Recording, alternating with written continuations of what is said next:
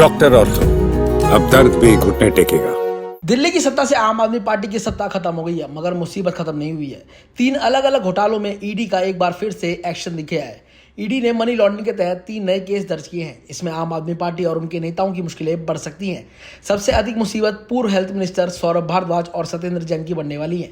ED ने अस्पताल निर्माण घोटाला यानी कि सीसीटीवी घोटाला और शेल्टर होम डीयूएसआईबी घोटाले से संबंधित ईसीआईआर यानी कि enforcement case information report file कर दी है। सूत्रों के मुताबिक जल्द ही आम आदमी पार्टी के बड़े नेताओं का समन भेजा जा सकता है। 2018 से 19 में दिल्ली सरकार ने 24 नए अस्पताल प्रोजेक्ट मंजूर किए थे। वादा था कि 6 महीने में आईसीयू वाले अस्पताल तैयार होंगे। 3 साल बाद भी 50% काम अधूरा है, जबकि 800 करोड़ रुपए से ज्यादा खर्च हो चुके हैं। सिर्फ एलएनजेबी अस्पताल की लागत ही 488 करोड़ रुपए से बढ़कर 1135 करोड़ रुपए हो गई है। बिना मंजूरी निर्माण संदिग्ध ठेकेदार और एचआईएमएस सिस्टम 2016 से पेंडिंग है। ये सभी मामले संदेह के घेरे में हैं।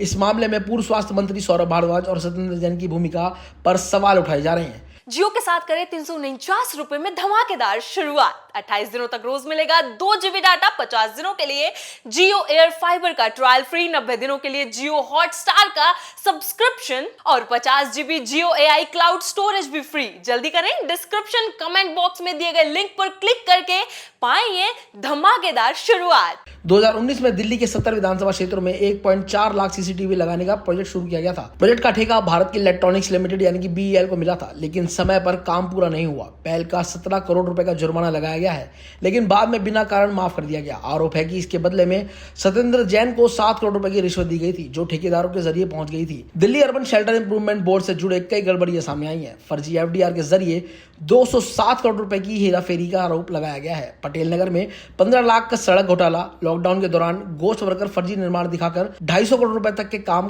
काजों में दर्शाया गया है। आरोप है कि इन योजनाओं के नाम पर नेताओं को कमीशन पहुंचाया गया है। इन सभी मामलों में पहले से ही CBI और दिल्ली की एंटी करप्शन ब्यूरो यानी कि ACB जांच कर रही थी। इन्हीं एजेंसियों द्वारा दर्ज FIR के आधार पर ईडी ने अब मनी लॉन्ड्रिंग के केस दर्ज किए हैं। सूत्रों का कहना है कि अब आपके कई वरिष्ठ नेता से पूछताछ और उनके ठिकानों पर छापेमारी की संभावना जताई जा रही है। डॉक्टर ऑर्थो, अब दर्द भी घुटने टेकेगा।